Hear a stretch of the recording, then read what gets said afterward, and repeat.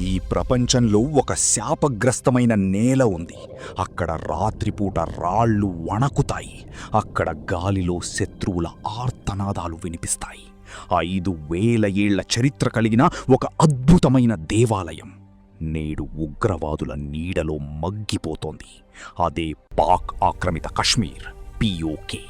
ఇది కేవలం మ్యాప్లో ఉన్న ఒక ముక్క కాదు, ఇది భారతదేశపు విరిగిపోయిన గుండె.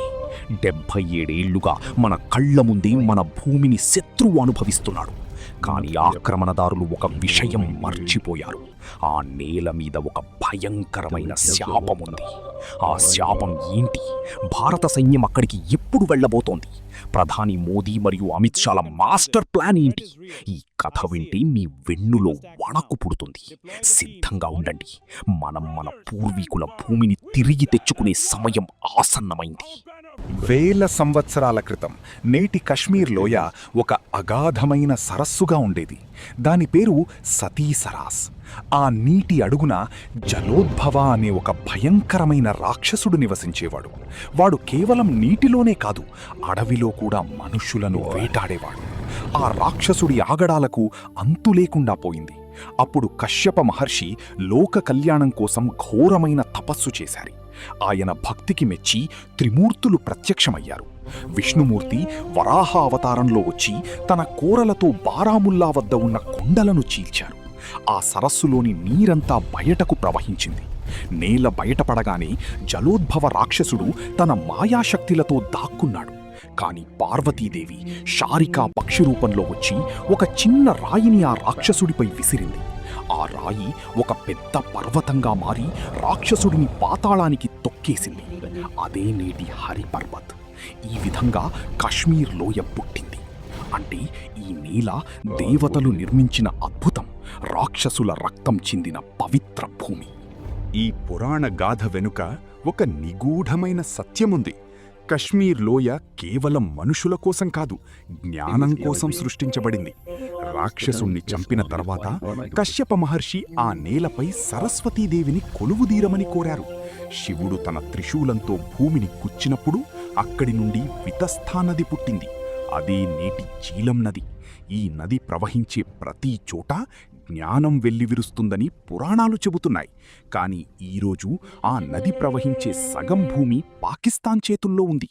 పురాణాల ప్రకారం ఆ నేల మీద రాక్షస ప్రవృత్తి పెరిగినప్పుడు మళ్లీ ఒక వరాహ అవతారం వస్తుందని, ఆక్రమణదారుల నుంచి భూమిని రక్షిస్తుందని నమ్ముతారు.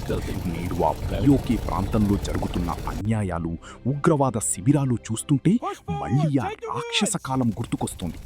భారత ప్రభుత్వం POKని తిరిగి తెచ్చుకోవాలని చూస్తుండటం కేవలం భూమి కోసం కాదు, ఆ పవిత్రమైన పురాణ క్షేత్రాన్ని శుద్ధి చేయడం కోసం. ఈ పురాణాల ప్రభావం నేటికీ కశ్మీరీల మనస్సుల్లో బలంగా ఉంది.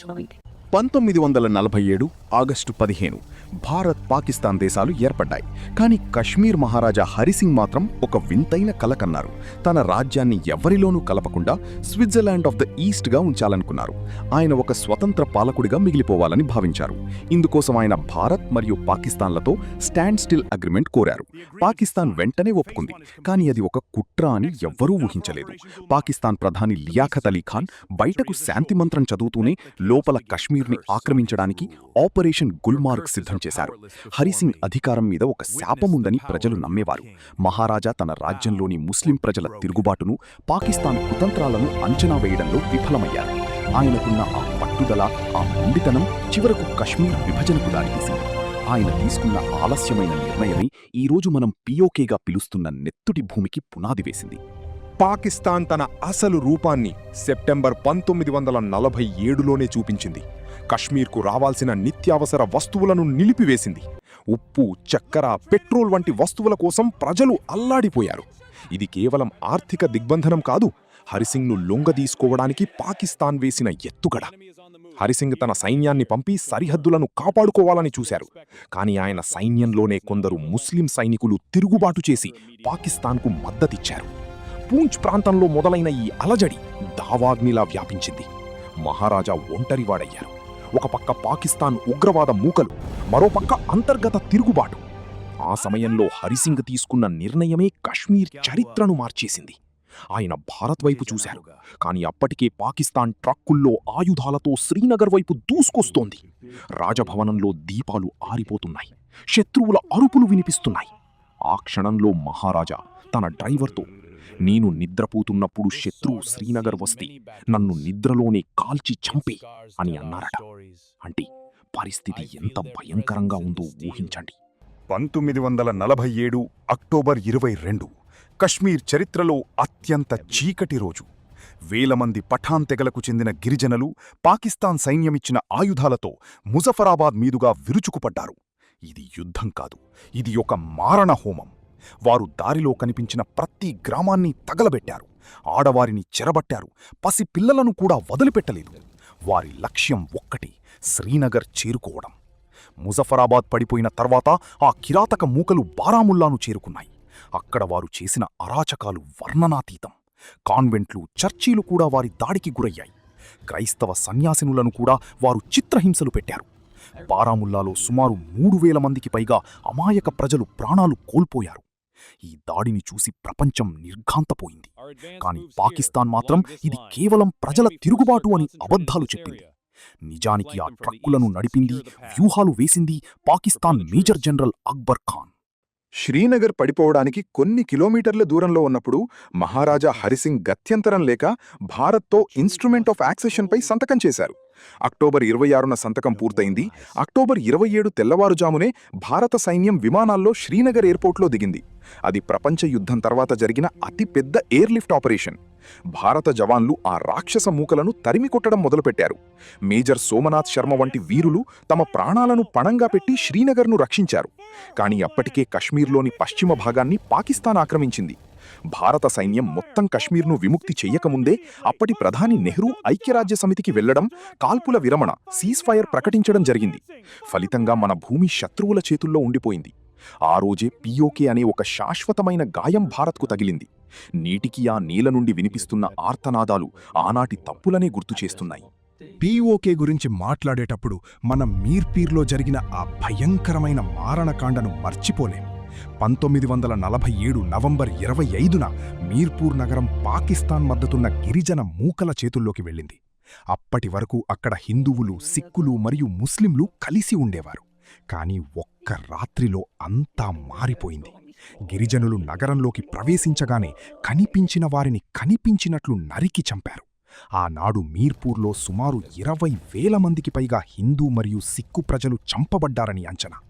కేవలం మనుషులనే కాదు, వారి ఆస్తులను కూడా లూటీ చేశారు. ఆ భయానక వాతావరణంలో వేలాది మంది ప్రజలు జమ్మూ వైపు ప్రాణాలను అరచేతిలో పెట్టుకుని పరిగెత్తారు. కాని దారిలో కూడా ఆ కిరాతకులు వారిని వదిలిపెట్టలేదు. పర్వత లోయల గుండా సాగిన ఆ ప్రయాణం రక్తం ఏరులై పారింది.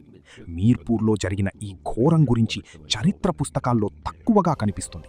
కాని అక్కడి ప్రజల గుండెల్లో అది నేటికీ ఒక మాయని మచ్చ. అన్నిటికంటే హృదయ విదారకమైన విషయమేమిటంటే ఆనాటి స్త్రీల సాహసం మరియు త్యాగం. శత్రువుల చేతికి చిక్కి అవమానాల పాలు కావడం కంటే మరణమే మేలని వేలాది మంది మహిళలు భావించారు. కొన్ని కుటుంబాల్లో తండ్రులే తమ కూతుళ్లను, భార్యలను తమ చేతులతో చంపేశారు. విషం తాగించి లేదా గొంతు కోసి వారిని ప్రాణాలు తీయాల్సి వచ్చింది. మరికొందరు మహిళలు మీర్పూర్లోని లోతైన బావుల్లోకి దూకి సామూహికంగా ఆత్మహత్యలు చేసుకున్నారు. దీనిని గౌరవం కోసం చేసిన ఆత్మార్పణ అని అంటారు. ఆనాడు ఆ బావులు శవాలతో నిండిపోయాయి. చివరకు భారత సైన్యం ఆ ప్రాంతాన్ని చేరుకునేలోపే అంతా ముగిసిపోయింది. నేడు నవంబర్ 25ను మీర్పూర్ డేగా పాటిస్తారు. ఆ రోజు ఆ నేలమీద చిందిన ప్రతి రక్తపు చుక్క భారత్ను ఒక ప్రశ్న అడుగుతోంది. మా త్యాగాలకు ఫలితం లేదా? మా ఊరు మాకు ఎప్పుడు దక్కుతుంది అని. ఈ నెత్తుటి చరిత్రే పిఓకేని తిరిగి తెచ్చుకోవాలనే మన సంకల్పానికి అసలైన ప్రేరణ. పిఓకేలోని నీలం వ్యాలీలో ఒక శిథిలమైన కట్టడం కనిపిస్తుంది. అదే ప్రపంచ ప్రసిద్ధిగాంచిన శారదాపీఠం. ఇది కేవలం ఒక గుడి కాదు. 6వ శతాబ్దం నుండి 12వ శతాబ్దం వరకు ఇది ఆసియాలోనే అతిపెద్ద విశ్వవిద్యాలయంగా ఉండేది. చైనా, గ్రీస్ నుండి విద్యార్థులు ఇక్కడికి వచ్చి వేదాలు, తర్కశాస్త్రాలు చదువుకునేవారు. అప్పట్లో కశ్మీర్ను శారదాదేశమని పిలిచేవారు. శారదా లిపి ఇక్కడే పుట్టింది. కాని ఈ పీఠంపై ఒక వింతైన శాపముందని అంటారు. శత్రువులు ఎప్పుడూ ఈ ఆలయాన్ని తాకాలని చూసినా అక్కడ ప్రకృతి ప్రకోపిస్తుందని చెబుతారు. ముఘల్ చక్రవర్తి అక్బర్ మంత్రి అబుల్ ఫజల్ తన పుస్తకంలో ఒక విషయం రాశారు. ప్రతి నెల 8వ రోజున ఈ ఆలయ గోడలు వింతగా వణుకుతాయని, అది ఒక అద్భుతమని పేర్కొన్నారు. కాని దురదృష్టవశాత్తు 1947 తర్వాత ఈ పవిత్ర క్షేత్రం పాకిస్తాన్ ఆధీనంలోకి వెళ్ళింది. నేడక్కడ పూజలు లేవు, మంత్రాలు లేవు. కేవలం శిథిలాలు మరియు శత్రువుల బూట్ల చప్పుళ్లు మాత్రమే ఉన్నాయి. హిందూ పురాణాల ప్రకారం సతీదేవి దేహాన్ని విష్ణుమూర్తి తన సుదర్శన చక్రంతో ఖండించినప్పుడు ఆమె కుడి చెయ్యి ఇక్కడే పడిందని చెబుతారు. అందుకే ఇది 18 మహాశక్తిపీఠాలలో ఒకటి. ఒకప్పుడు ఇక్కడ ఒక భారీ గ్రంథాలయం ఉండేది. అందులో వేలాది తాళపత్ర గ్రంథాలుండేవి. ఆది శంకరాచార్యుల వారు తన విజ్ఞానాన్ని ఇక్కడే ప్రదర్శించి సర్వజ్ఞ పీఠాన్ని అధిరోహించారు.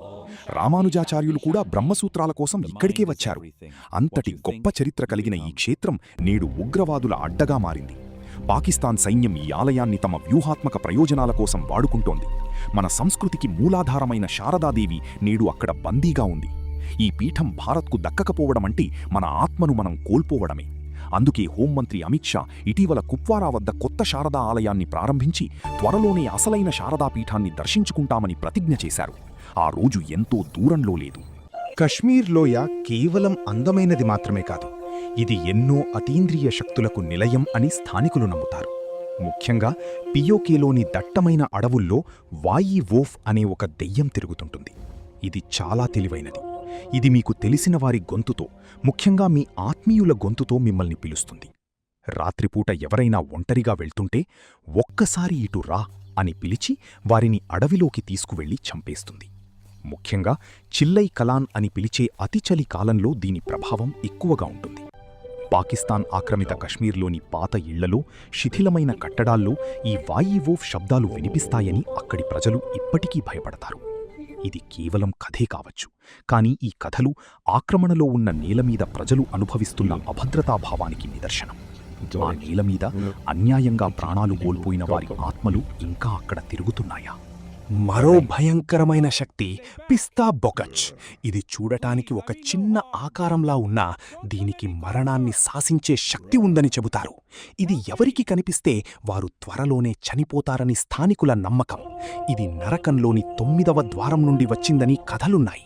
కశ్మీరీ జానపద సాహిత్యంలో ఇలాంటి వందలాది ఆత్మల ప్రస్తావన ఉంది.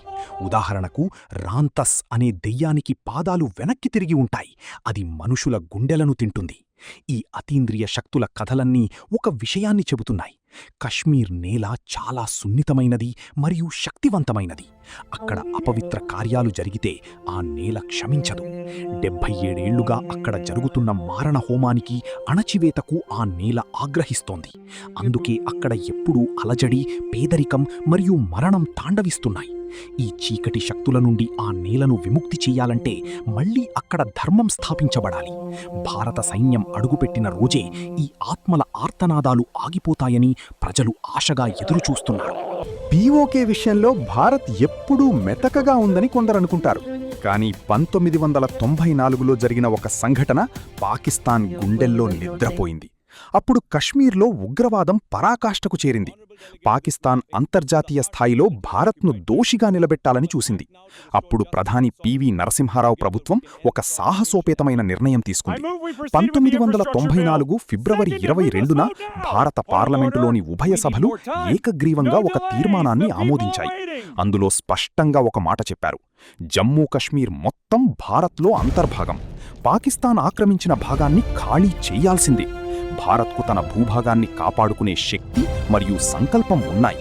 ఇది కేవలం ఒక కాగితం మీద రాసిన మాట కాదు. ఇది 100 కోట్ల మంది భారతీయుల ప్రతిజ్ఞ. ఈ తీర్మానం తర్వాతే ప్రపంచ దేశాలు కశ్మీర్ విషయంలో పాకిస్తాన్ వాదనను తోసిపుచ్చడం మొదలుపెట్టాయి. ఆనాడు అటల్ బిహారీ వాజ్పేయి గారు విపక్షంలో ఉన్న దేశం కోసం జెనీవా వెళ్లి భారత్ గొంతు వినిపించారు. ఈ 1994 తీర్మానం నేటికి పీఓకే రిక్లమేషన్కి అసలైన రాజ్యాంగ ఆధారం. పాకిస్తాన్ స్పాన్సర్ చేస్తున్న ఉగ్రవాదాన్ని ఎండగట్టడంలో ఇది కీలక పాత్ర పోషించింది. ఆనాడు మనం ఆర్థికంగా ఇబ్బందుల్లో ఉన్నా సార్వభౌమాధికారం విషయంలో తగ్గలేదు. ఇప్పుడు భారతదేశం బలమైన ఆర్థిక శక్తిగా ఎదిగింది. ఇప్పుడు ఆ తీర్మానాన్ని అమలు చేసే సమయం వచ్చింది. హోంమంత్రి అమిత్ షా మరియు రక్షణ మంత్రి రాజ్నాథ్ సింగ్ తరచుగా ఈ తీర్మానాన్ని గుర్తు చేస్తూ ఉంటారు. వారు చెప్పేది ఒక్కటే. చర్చలేవైనా ఉంటే అవి కేవలం పిఓకేని ఎలా అప్పగిస్తారు అనే దానిమీద మాత్రమే ఉంటాయి. అంటే భారత్ తన పంథాను పూర్తిగా మార్చుకుంది. రక్షణ నుండి దాడి, ఆఫెన్సివ్ డిఫెన్స్కి మారింది. ఆర్టికల్ 370 రద్దు చేయడం అనేది ఈ 1994 తీర్మానానికి ఒక సహజమైన కొనసాగింపు. ఇప్పుడు భారత్ వేస్తున్న ప్రతి అడుగు పిఓకేలోని ముజఫరాబాద్, గిల్గిట్ మరియు బాల్టిస్తాన్ వైపే ఉన్నాయి. మన పార్లమెంట్ గర్జన త్వరలోనే క్షేత్రస్థాయిలో వాస్తవం కాబోతోంది. ఇప్పుడు అందర్నీ తొలిచే ప్రశ్న, పిఓకేని భారత్ ఎప్పుడు తిరిగి తెచ్చుకుంటుంది? దీనికి సమాధానం ప్రభుత్వ వ్యూహాలలో దాగి ఉంది. ప్రధాని మోదీ నాయకత్వంలోని ప్రభుత్వం 3 అంచెల వ్యూహాన్ని అమలు చేస్తోంది. మొదటిది, అంతర్జాతీయ స్థాయిలో పాకిస్తాన్ను ఏకాకిని చేయడం. రెండవది, పిఓకే మరియు గిల్గిత్ బాల్టిస్తాన్ ప్రజలలో భారత్ పట్ల నమ్మకాన్ని కలిగించడం. నేడు పిఓకేలో ప్రజలు గోధుమలు, విద్యుత్ కోసం అల్లాడిపోతున్నారు. పాకిస్తాన్ ప్రభుత్వం వారిని అణచివేస్తోంది. అదే సమయంలో జమ్మూ కశ్మీర్లో జరుగుతున్న అభివృద్ధిని చూసి వారు కూడా భారత్లో కలవాలని నిరసనలు చేస్తున్నారు. ముజఫరాబాద్ వీధుల్లో భారత్ మాతాకి జై అనే నినాదాలు వినిపిస్తున్నాయి. ఇది భారత్ వేసిన అతిపెద్ద మాస్టర్ ప్లాన్. యుద్ధం చెయ్యకుండానే శత్రువు చేతిలో ఉన్న భూమి మనవైపు వచ్చేలా చెయ్యడం. అమిత్ షా గారు చెప్పినట్లు పిఓకే మనది, అది మనకు వస్తుంది. అందుకు పరిస్థితులు అనుకూలంగా మారుతున్నాయి. చైనా నిర్మిస్తున్న సిపిఇసి కారిడార్ భారత్కు పెద్ద సవాలుగా మారింది. ఎందుకంటే అది మన భూమి మీద నుండి వెళ్తోంది. దీనిని అడ్డుకోవడం ద్వారా భారత్ తన సార్వభౌమాధికారాన్ని ప్రపంచానికి చాటి చెబుతోంది. జైశంకర్ గారు ఒక ఇంటర్వ్యూలో అన్నట్లు, మ్యాప్లు ఎప్పుడూ ఒకేలా ఉండవు, అంటే సరిహద్దులు మారబోతున్నాయి. భారత సైన్యం ఇప్పటికే సర్జికల్ స్ట్రైక్స్ ద్వారా తన సామర్థ్యాన్ని నిరూపించుకుంది. ఒకవేళ పాకిస్తాన్ ఏదైనా చిన్న పొరపాటు చేసినా అది పిఓకే విముక్తికి దారితీస్తుంది. చరిత్రలో కొన్నిసార్లు అవకాశాలు వాటంతట అవే వస్తాయి, మరికొన్నిసార్లు మనం సృష్టించుకోవాలి. నేడు భారత్ ఆ అవకాశాన్ని సృష్టిస్తోంది. రాబోయే 5 నుండి 10 ఏళ్లలో పిఓకే భారత్ మ్యాప్లో అంతర్భాగంగా ఉండబోతోందని నిపుణులు విశ్లేషిస్తున్నారు. ఆ రోజు మన శారదా పీఠంపై త్రివర్ణ పతాకం ఎగురుతుంది. మీర్పూర్ బావుల్లో ఆత్మహత్య చేసుకున్న ఆ తల్లి ఆత్మలకు అప్పుడే శాంతి లభిస్తుంది. కశ్మీర్లోని ఆ పవిత్ర గాలి మళ్లీ స్వేచ్ఛగా వీస్తుంది. సిద్ధంగా ఉండండి, ఆ చారిత్రాత్మక క్షణానికి మనం సాక్షులం కాబోతున్నాం. చరిత్రను ఎవ్వరూ మార్చలేరు, కానీ దాన్ని సరిదిద్దగలరు. 1947లో జరిగిన ఆ పొరపాటు, 20,000 మంది మీర్పూర్ ప్రజల బలిదానం, శారదాపీఠంపై పడిన ఆ నీడ, వీటన్నింటికీ కాలం సమాధానం చెప్పబోతోంది. పిఓకే భారత్లో కలవడమనేది కేవలం రాజకీయాల కోసం కాదు, అది ధర్మం కోసం, By న్యాయం 2029, కోసం. our infrastructure will మరి connect every మీరేమనుకుంటున్నారు? corner of India. భారత These సైన్యం projects will drive our ఎప్పుడు economy towards ముజఫరాబాద్లో 2031. అడుగు పెట్టబోతోంది. We are building a Pakistan చేతుల్లో self-reliant and బందీగా prosperous ఉన్న మన nation. ప్రజలను మనం ఎలా కాపాడుకోవాలి? మీ అభిప్రాయాన్ని కింద కామెంట్స్లో తెలియజేయండి. ఈ వీడియోను ప్రతి భారతీయుడికి షేర్ చేయండి. మన సంకల్పాన్ని ప్రపంచానికి చాటి చెప్పండి. గుర్తుంచుకోండి, సత్యం ఎప్పుడూ జయిస్తుంది. భారత్ మాతాకి జై.